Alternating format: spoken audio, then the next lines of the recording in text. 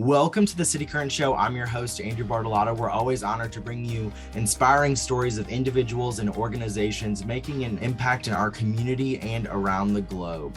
Celebrating its 70th year as an oasis in the heart of Memphis, Memphis Botanic Garden is kicking off their year-long celebration this June, and to discuss the upcoming celebrations across their 96-acre footprint is Memphis Botanic Garden's Executive Director, Michael Allen. Michael, thank you for joining us today. Happy to be here. Good to see you, Andrew. Good to see you as well. Now let's take a trip back to 1953. Tell listeners a little bit about the history of Memphis Botanic Garden and then some of the notable features leading into today's expansive Memphis Botanic Garden that we all know and love. Well, as you said, this is our 70th year, and back in the mid-50s, there were a group of garden societies or garden clubs that were looking for a place to meet as a group, and also in some cases to actually have gardens planted.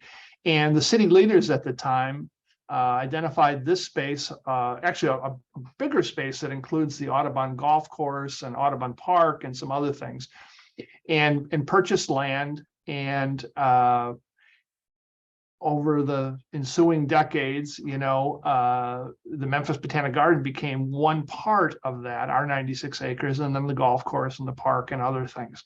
And so it was designed initially as a place for these garden club societies to meet.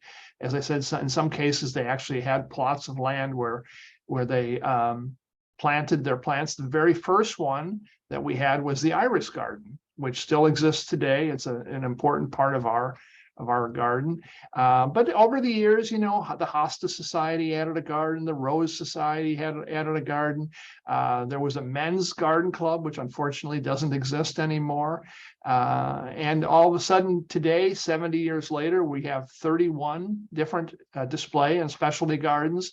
There are still some activity from a few garden societies, but sadly and unfortunately, most of those have fallen away. And so it's become the responsibility of the Memphis Botanic Garden to care for and nurture a lot of these gardens that had been begun by individuals or groups many, many years ago. You're kicking off the year celebrating those 7 decades in June, beginning with the Urban Home Garden Speaker Series and then the Rich Soil Exhibition. Tell listeners a little bit about what people can expect this year at the garden, including those events. Sure. So we've tried to plan things that kind of go throughout the year, and you'll see it in our marketing and our advertising that, that we're just calling out that it's our 70th anniversary. You mentioned the speaker series. So that's something that the garden used to do a number of years ago, and it kind of fell away. But we've identified, I think it's 4 speakers for this year who will be coming in on different topics, but they're all oriented around, I think, the sorts of things that you would find in our urban home garden. And they're meant for the mom and pop typical average gardener. They aren't not necessarily meant for someone who's a real expert in gardening, although I think they'll find it interesting as well. But it's really designed for, you and me, who, or at least I'll speak, I'm the executive director here, but I'm actually not much of a green thumb. And so I'll go to all 4 of them and I'll learn something from each of them. And they're national speakers that we're bringing in. And the idea is that we want the Memphis Botanic Garden to be, and I would say continue to be, but if there's any question about it, we want it to be the thought leader for horticultural excellence in Memphis. We want to be the place that if someone has a question about horticulture, about botany, that we are the place they think about to come for the answers, hopefully. And then you mentioned, we have the next in a series of seasonal exhibitions opening, and it's called Rich Soil at the Garden. And about 5 years ago, we began to do these seasonal exhibits, and it started with something called Big Bugs at the Garden, which was really fun. And then we had origami at the garden, and most recently, of course, this year we had Alice's Adventures at the Garden, which was a whole thing on Alice in Wonderland, and that was a terrific exhibit that did everything we had hoped it would do for us and more. And the newest one is called Rich Soil at the Garden, and it's from an artist in San Francisco. Her name is Christine Mays, and she's going to be bringing in, I think it's 27 different pieces of sculpture that will, unlike Alice, that were sort of compressed into one specific part of our garden. These will be spread out across the 96 acres. And the idea is that for our guests who come, we want you to explore parts of the garden that perhaps, you've never gone to, So we're going to kind of force you to walk a little, at least for some of them, to go out and see them in some of the more remote parts of our garden. And so we're excited by that. This exhibit has been around the country, in Atlanta and in California, I think Washington, D.C., some other places. It's sort of an homage to our ancestors and the land and how the land was worked and has been come up. So there's all sorts of tie-ins to the Memphis Botanic Garden, or gardens or grounds and land. And then we're also going, as part of that, and for each of the exhibits that I mentioned, we always try to have something on the education side that ties into it. So, for the bugs, we had a whole science curriculum. For the, I think Andrew, we work with about 40,000 school children a year. And so, for big bugs, we had this whole science curriculum, and all the kids that came during that year or that part of the year got to learn something about insects and whatnot. And then for origami, we had a whole arts part to it. And again, for not just for children, but specifically for kids. And then for Alice's Adventures of the Garden, we had a whole literacy piece. So every child that came to Alice got a book, got the Alice in Wonderland book. And so that's just a piece of what we do. And then for this new one, Rich Soil at the Garden, we'll be collaborating with some of the other performing arts organizations here in Memphis, and they will be coming on to our grounds with their talent. So for instance, I think we have the Collage Dance Studio coming as part of our opening weekend. I believe we have the Memphis Symphony Orchestra or pieces of it playing as part of it. And I think, I'm not sure, where we are on a few others, but the idea is that every month or so, we'll have one of the other Memphis-based performing arts organizations here on site at our place, doing something that involves their work, but ties into the Rich Soil exhibition. So it's going to be fun. Well, I really love that you do take all these exhibitions and further dive into programming that is relatable and fundamental to not only coming to the garden and learning about plants and horticulture and botany, but also like diving into those specific topics. And one of the things my kids love, and I do as well, my wife and I do as well, is my big backyard, which is so much fun. And Right. We're beginning to really even build our own little musical sensory garden within our small backyard for the days that you can't make it out to your big backyard. Right. Talk about how Memphis Botanic Garden, and you did mention it, isn't just for the most greenest thumbs, Right. but for families and over 40,000 children, school children annually alike, to be immersed in nature. And also, I love that you offer these family programmings ranging from the Caterpillar Club to homeschool days, and then that seasonal programming. Right. So that's historically been a big part of what the Memphis Botanic Garden has been a part. The Children's Garden is now approaching, and this is really hard to believe, but it's approaching almost 20 years old. And so I always like to say that the Children's Garden, which is really a world-class children's garden right here in Memphis. Other botanic gardens have begun to add children's garden, but we were among the first ones, and I'll put ours up against anyone else's. But I always like to say, you cannot find an electrical plug in there. No. we don't want kids on iPads in there. We don't want kids on their parents' phones in there. We want kids getting dirty, and we want kids, using their hands and immersing themselves, as you said, in nature. And that's what that garden was built for. The benefit of that for us as a broader garden is that was designed with the idea that if we built it, if you build it, they will come. But if we built it, then all of a sudden we would be a much more interesting destination for families in Memphis and in the surrounding communities. And that has happened in spades. So we are very fortunate right now to have the highest record membership levels that we've ever had. And we know that sort of the average age of our members has dropped dramatically in the last 20 years. So we have all these families who have young children and who have come through, the big backyard. But if you think about it, over the last 15 years, all those 5-year-olds are now 20-year-olds. And so what do we do? What can we do to make the garden remain relevant for them. And so that's where like this urban home garden, the garden itself, and the speaker series comes into play. All of a sudden we have young adults, middle-aged adults, older people, and this idea of a speaker series, I think will resonate well with them.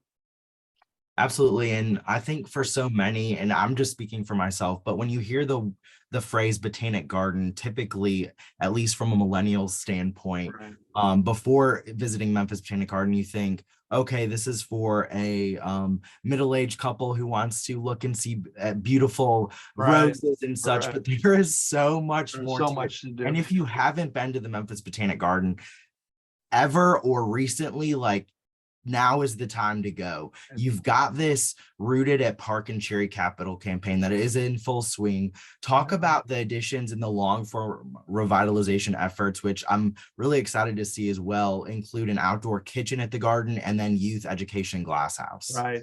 So, and we haven't even talked about Live at the Garden and Yeah. this beautiful outdoor stage. So what we've done, and this goes back to one of my predecessors, a guy named Jim Duncan, but he 20-ish years ago, they built the children's garden. And then 12, 14 years ago, we built the outdoor stage, which has become the permanent home of Live at the Garden. And then I came along here about 6 years ago, and we did a capital campaign that was sort of about infrastructure. It wasn't anything real fancy or whatever, but we just, we have a lot of facilities. We have 96 acres, so we needed to kind of modernize and dress things up a little bit. And I think we did a really good job with that. So now, as you said, we have this new capital campaign. It's called Rooted at Park and Cherry. It's sort of an homage to the corner of Park Avenue and Cherry Road, which is where we are located and where we were founded. And there are 4 projects that are part of that. The first of which is already underway and will be finished this summer. And that is I don't know what the word is, the renovation, the modernization of our 3.5-acre arboretum. And that is located, interestingly, right at the corner of Park and Cherry. So if you're at that intersection or on either road and you look in toward the garden, you will see already today construction underway, heavy equipment in there. And we've always had this arboretum. It's about 3.5 acres in size, but no one ever visited it. It was the weird thing, and I understand why people would go back there. And it's like, well, are we supposed to go in there? Are we allowed to go in there? And so we're adding pathways, and there'll be sort of a defined entrance. We'll be planting 63 new trees, a bunch of new shrubs, and then we're adding 3 or 4 new meadows in that garden. So there'll be a meadow that's designed specifically for monarch butterflies, and monarch butterflies have recently been added to the endangered list. So, that's our little part of trying to help with that. There'll be another one that's oriented around birds, and specifically goldfinches. And so all the plants that go into that will be food sources for birds. And then there's another one, I'm going to lose it here, a sedge meadow. And again, I'm not the green thumb, so I'm going to leave it right at that. And then I think we're calling it the grand meadow. But and think about the way Mike Allen thinks about meadows. It's tall grasses. It's there's always going to be something blooming. You'll be able to meander these pathways so that you go through them all. We'll have a couple of outdoor classrooms, again, working for these 40,000 school children that we work with. Piece of public art. It'll be parts of it will be illuminated at night. So again, if you're driving down Park or driving down Cherry at night and look in, you're going to see some interesting trees lit up, and hopefully it'll spark in you the desire to visit the garden itself on another day. So that's the first project. It's underway, and it'll be finished and open to the public this summer. It'll be immature, we know that, but in a year or so, it should be pretty much what we think it's going to be. Then we are in the final planning stages of what's going to be called the new youth education tropical plants glass house. So every great botanic garden should have some sort of a glass house, right? And we actually do have one, but it's behind the scenes. And so this will be a 3,400 square foot glass house, 26 feet tall. right along Cherry Road and sort of adjacent to our rose garden.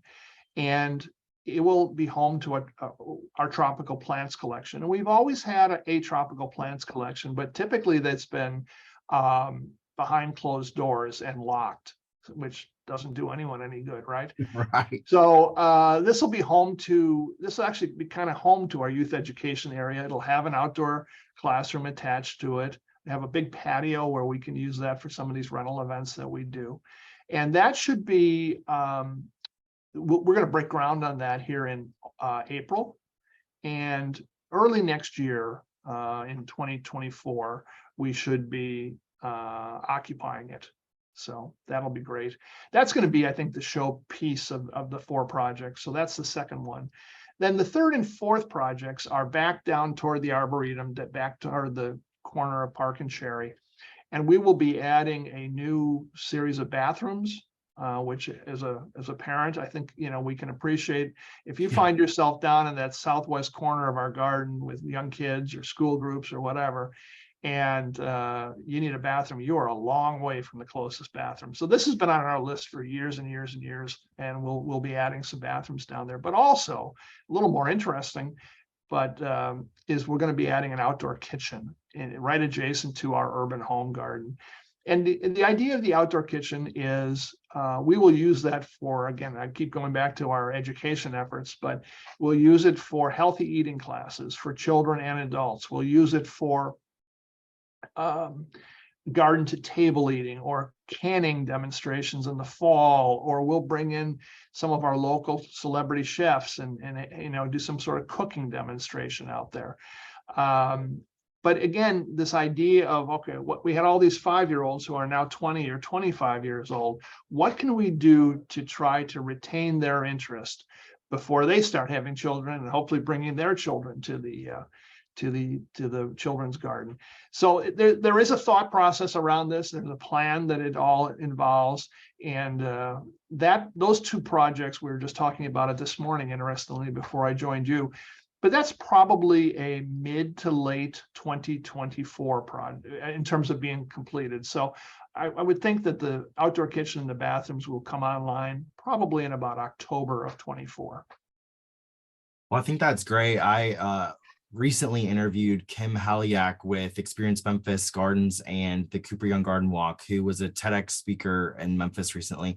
And she brought to my attention that 20 million Americans during the pandemic became interested in gardening and such. And so to be able to, and selfishly as well, be able to learn about those great ways that we sort of have gotten away from, these homegrown gardens, vegetable gardens, learning how to can, all of these great tools and resources that we need to keep in mind and know how to do, to be able to have a place where we can learn some of those things is fantastic. You did mention one of my favorite venues in Memphis, Live at the Garden, which is a series at Radiance Amphitheater here at the Memphis Botanic Garden. During the time of our interview right now, you haven't announced the lineup for this year. Can you tease us with what to expect this 2023 season? So we'll be announcing this, and it may have already been announced by the time this airs, but typically we announce our lineup in the middle of April, and that is our plan for this year. We do have the 5 acts booked. So barring a problem, we know exactly who they're going to be. And it's going to be the same sort of thing that our folks have been enjoying for, I think this is our 22nd year. We had to take 1 year off because of the pandemic. But I know that our typical model, if you will, is a couple of country acts, a couple of old school rock and roll acts, and maybe an R&B act. And I think this year will be right along with that. It's going to be great. I know a couple of country folks that are going to be playing. That's going to be awesome. The rock and roll guys are, I think people are going to really like that a lot. So it's called the Radiance Amphitheater, where we host that. It can host about 7,500, maybe 8,000 people if we really squeeze them in. And we use that venue, for lots of other things now too. The Mempho Fest, which is a fall music festival, Memphis Food and Wine Festival, the Japan Fest, and all sorts of things. So that all of a sudden that little 8-acre space has become a really important part of Memphis. And as you said, and it's one of your favorites, it's certainly one of my favorites. But Live at the Garden is an iconic Memphis thing right now. It's been around long enough where I really believe it's one of the most important parts of the music scene in Memphis. Yeah, And will continue to absolutely. be. Yes, and there's no other place that has no bad seat in the house. I mean, I've been in the pit and I've been to literally where the ticket booth is. And Right. I've had an enjoyable experience seeing Earth, Wind and Fire, Darius Rucker, Yeah. Chris Daughtry, Martina Yeah. McBride, Little Big Town, Tony Bennett. I literally could go on, and it really is such a special place. And also for those that maybe haven't visited the Memphis Botanic Garden, it allows them to sort of introduce them, tease them into, hey, come here for the concert, but then come back or Right. come early, check out Memphis Botanic Garden, then make your way over there to Live at the Garden. It is a fantastic space. What puts a smile on your face when you look at the work that you and your team are doing to provide this safe and equitable space on this 96 beautiful acres with 31 specialty gardens for our community to learn about nature and have a place where they can learn, grow, and thrive? Right. Well, the thing that makes in my office, I have 2 windows and it overlooks our entrance. And so as I look out, and today happens to be a beautiful day, it's going to be in the 70s today. It's bright and sunny, and we're in the spring break time frame. And I just watch the families coming in. And as you said, it's very diverse. By design, we try to be, of all geographies, all ethnicities, all financial ranges, so we really try to be open to everyone. And so what makes me the happiest is on a bright sunny day, as I look out my window right now, and I'm looking at bright, colorful flowers and just families coming in and out. And that's such a big part of the 6,500 memberships that we have are families. And that's what we're trying to grow. We want to be a family-oriented, welcoming destination in Memphis, but for people from throughout the metropolitan area. You did mention memberships. Quickly talk about memberships, corporate partnerships, and ways the community can volunteer at Memphis Botanic Garden. Well, I'm glad you mentioned volunteers because I will touch on that. So one way to visit us is to become a family member. A member, that we have different categories, but a family membership is $100 a year. And we've done the research comparing ourselves to other venues in Memphis, and we know that we are a good value for that. But if you don't do that, you can pay a daily fee, and I don't recall all the numbers, but we have an adult fee and a senior fee and a children's fee and a veterans fee, and you can do that. And if you just want to get a taste and see if it's something that you might want to invest in, then we're very blessed with a lot of corporate support. So we talked about Rich Soil at the Garden. Bank of America is the presenting sponsor for that. And for each of these big exhibits that we've done, we have to have a presenting sponsor who kind of underwrites the major cost of that and takes the risk of doing something like that kind of off our hands. So thank you to Bank of America and others. And then with the capital campaign, both the current one and all the prior ones that we talked about, corporate Memphis, and I won't start naming names, but all the big corporations have been very, very generous to us, as well as a lot of the private philanthropic organizations, as well as, major individuals who are good. And the reason that I think they invest in us, and that's always the word that I use when I meet with corporate leaders or philanthropic leaders, is we're not asking for a gift, we're asking for an investment, because, this 96 acres in the heart of Memphis is rare. Botanic gardens exist in most major metropolitan areas, but they're rarely in the center of the city area. And so, we're the sort of thing, along with lots of other, AutoZone Park and Liberty Bowl and all sorts of other things, the zoo, that help corporations to attract and, as importantly, to retain talent. And I know, Andrew, you speak to corporate leaders, and I know they say to you, one of their major challenges is attracting talent. And then once to get people to come here is keeping them in Memphis. Memphis needs vibrant spaces. Memphis needs vibrant outdoor spaces. And that's just a sort of the piece of the niche that we try to fill. Where can people go to learn more about Memphis Botanic Garden and support your efforts? Sure. And we didn't even talk about volunteers, but I'll tie that into this. So please visit our website, which is membg.org. membg.org. And in that, you'll find everything we just talked about, all the projects and all in the seasonal exhibit and the capital campaign and memberships. But you'll also find the opportunity to volunteer. And that's something that, we have a wonderful staff of about 50 some people, but it's never enough. And so we love volunteers. Some of our volunteers are here a couple days a week, and some of our volunteers come once or twice a year, and that's perfectly fine with us. Some of them like to get their hands dirty, pulling weeds or helping us to plant. Other people have other gifts and maybe work in the office or with the school kids or whatever. All good with us. But we just have a plethora of volunteer opportunities, and we love having volunteers be a part of us. Thank you so much for everything that you're doing to bring this 96 acres to life and to make it accessible for so many in the Memphis area and beyond. Thank you for coming on this show. Well, thanks for having me. As always, we really appreciate it, and we welcome everyone. Thanks.